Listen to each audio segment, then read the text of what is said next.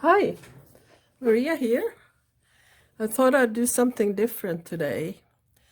I'm going to review this book that I bought and it arrived last week. I haven't tried to make any items yet, but I'm super excited about trying to work more with the wire.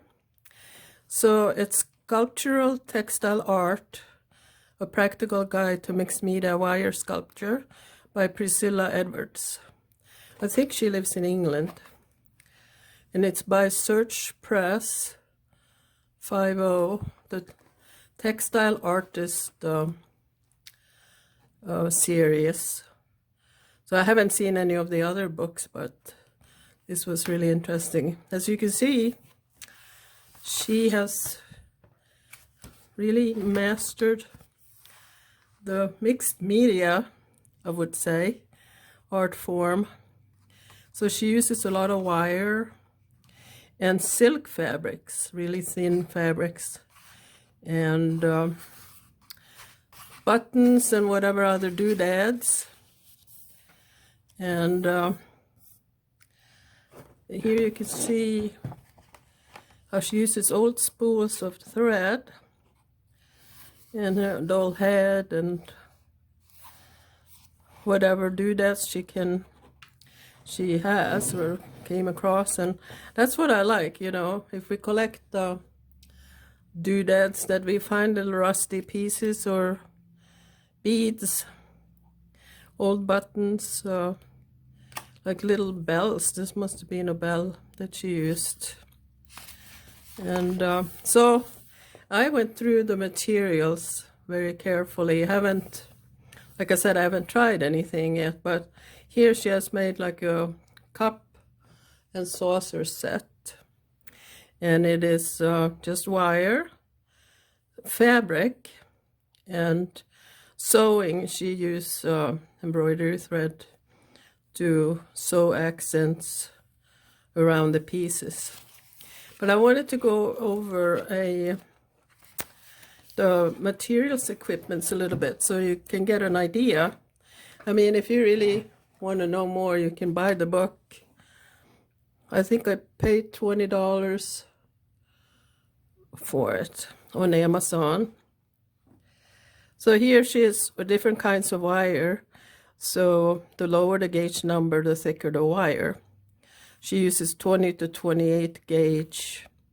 And they're a white paper covered wire because it's easier on the hands. But I haven't really used that kind of wire before. They're going to order some. They're floral wire. And with the paper, you can paint the wire with acrylics. And you can have any kind of color that you like. So she has here a spool of iron wire. So it's good to get different gauges because you need the sturdiers for the bases and stuff that's going to hold up the sculpture, and then you can use the lighter ones inside the sculpture.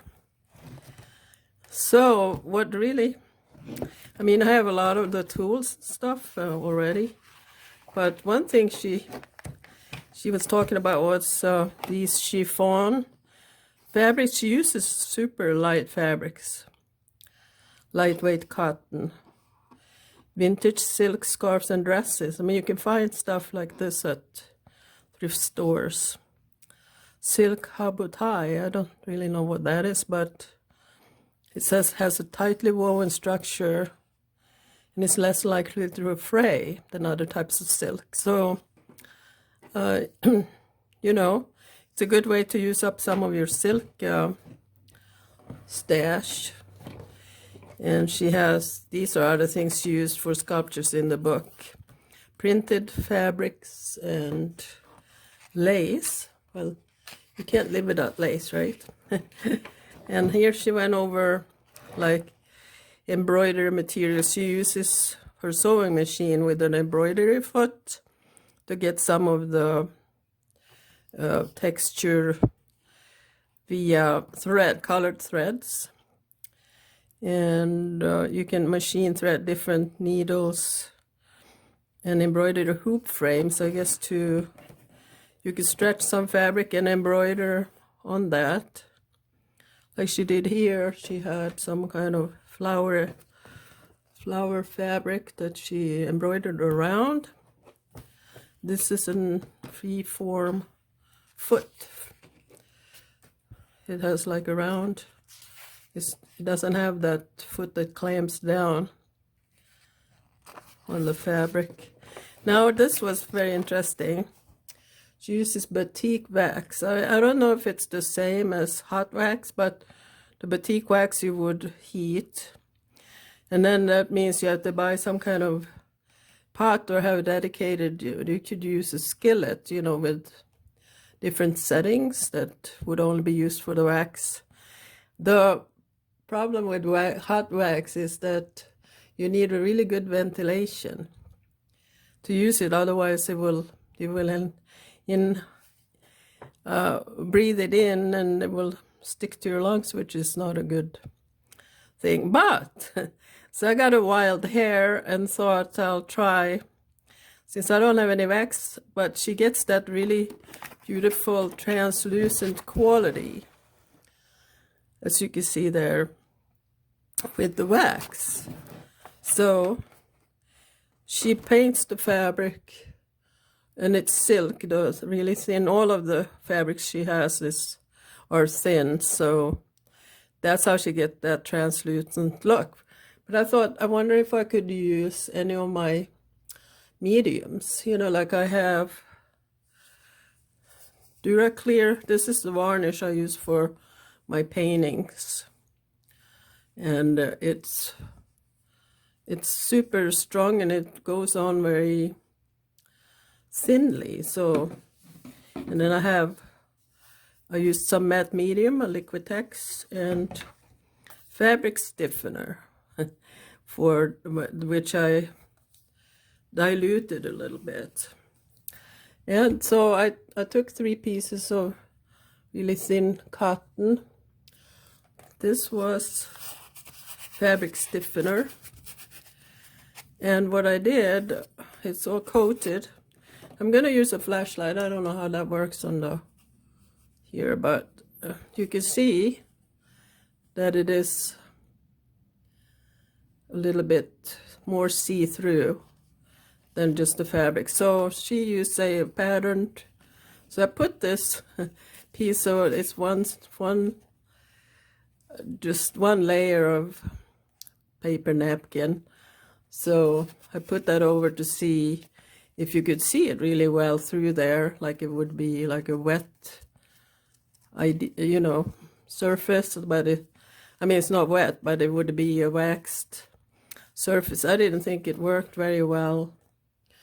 This was the this was the varnish, the Duraclear varnish. You could definitely see here that it was kind of gray where it penetrated. So we're gonna see how that looks. You know, not a big difference. I have a piece of fabric here that I didn't do anything to. As you can see, it doesn't make a big difference. But by experimenting, a little bit. By experimenting like this, you may be able to use some things you have at home already, but you never know until you try. This was the matte medium. That's how you discover new ways to explore your art.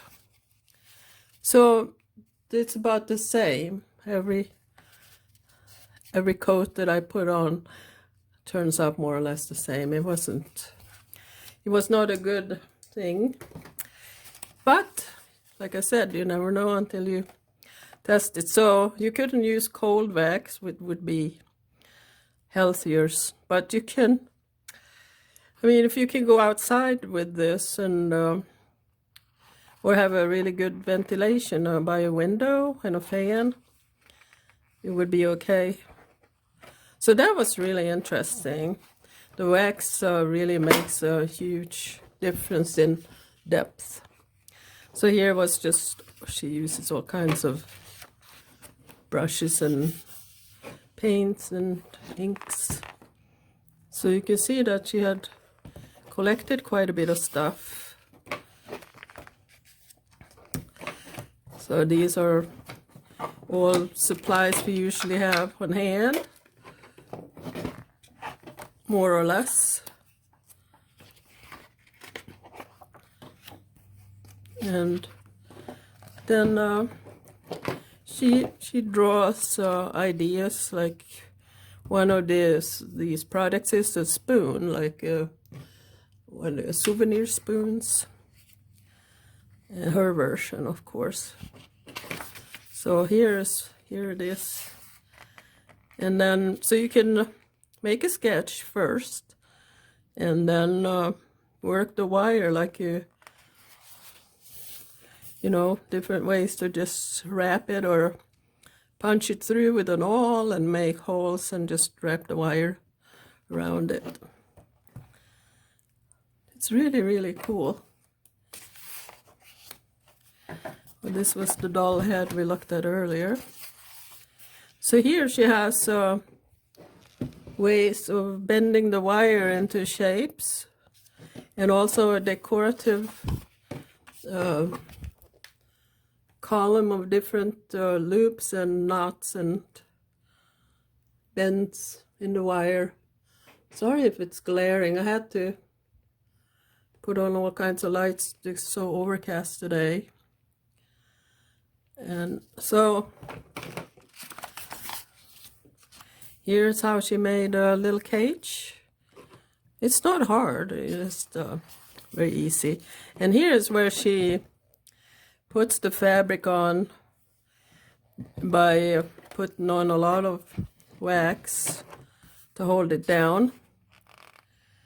And I really like the effect. I might have to break down and get some wax, I don't know. And here she does a dip dyeing fabric. So, I mean, you can make your own fabric. She paints some of her thread. Here's cute flowers.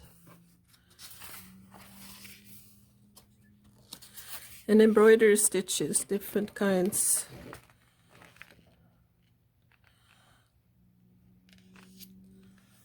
Find objects. You can implement, say, driftwood and stuff like that. This was actually a hat, part of a hat that she bought in a thrift store.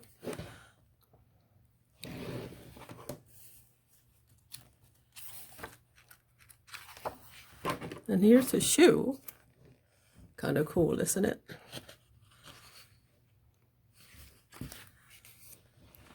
Different stitches. She uses feathers she finds. And here are some interesting stitches like in the other products. Hope you can see. And it's not fancy. So you don't have to be a perfectionist. But here so you can also see the close-up or the effect of the wax, which is really nice. And you can go online on YouTube to find ways of different stitches that get tutorials. And here I love the translucent. It looks like really fine china.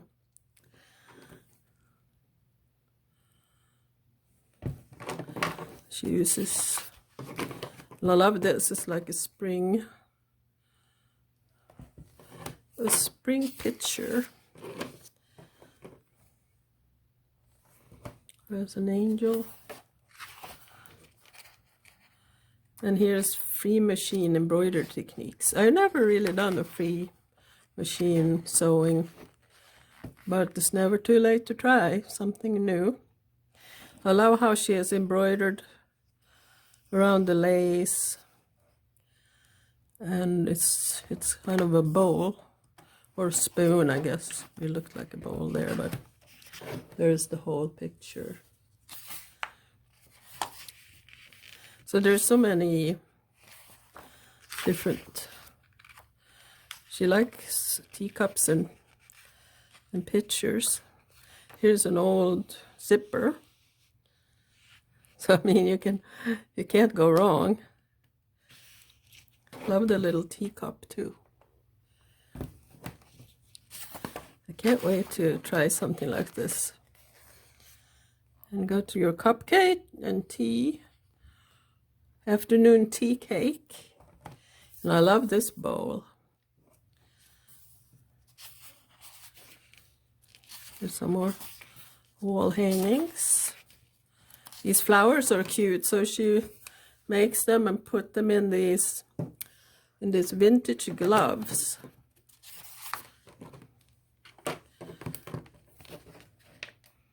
Another spoon. Oh, here's a picture of the gloves that she made into a wall hanging. And stuck the flowers inside. You see. Spoons. Here's all kinds of variety of spoons.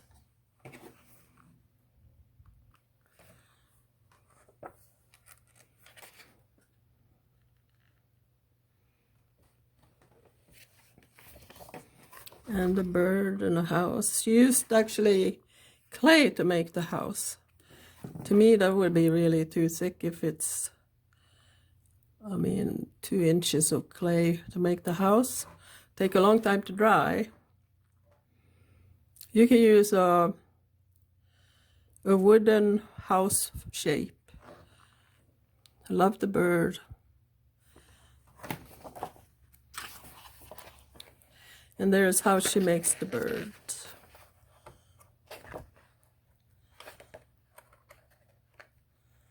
I love the colorful wrapped fabric. She makes these one twisted leg and stick it into the clay. Here you can see how she made the clay, put some collage paper over it, and there's the picture. It is gorgeous. And this cage with the bird, it's pretty elaborate wire work there, but not hard, I don't think. Here's another picture of the posies and gloves, in vintage gloves. Very elegant.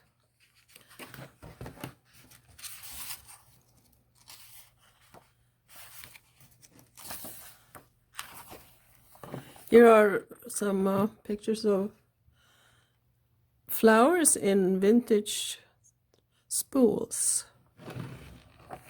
Old thread spools there. Really cute, but you can use buttons a lot. And this one, isn't this gorgeous?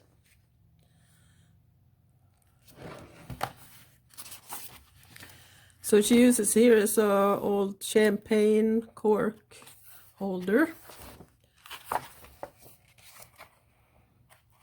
And as you can see here, how she puts finish touches with the wax.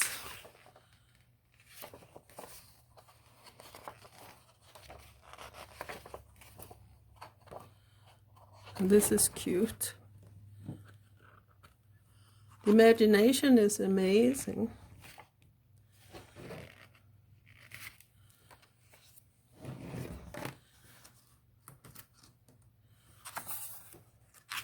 So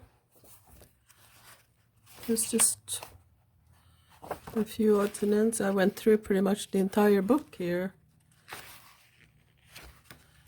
Just more little tips and tricks. Wing color angels. She uses some old wing color. Wing collar. So this is the lady, Priscilla Edwards.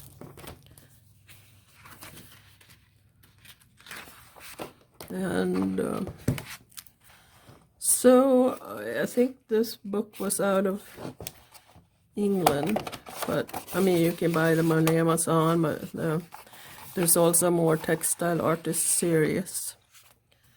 It doesn't say. First published in Great Britain in 22.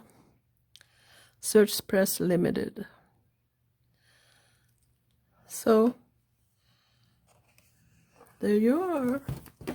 Okay, well, that was fun. I hope you got some inspiration out of this, and maybe you will get your own copy. Happy creating. Bye.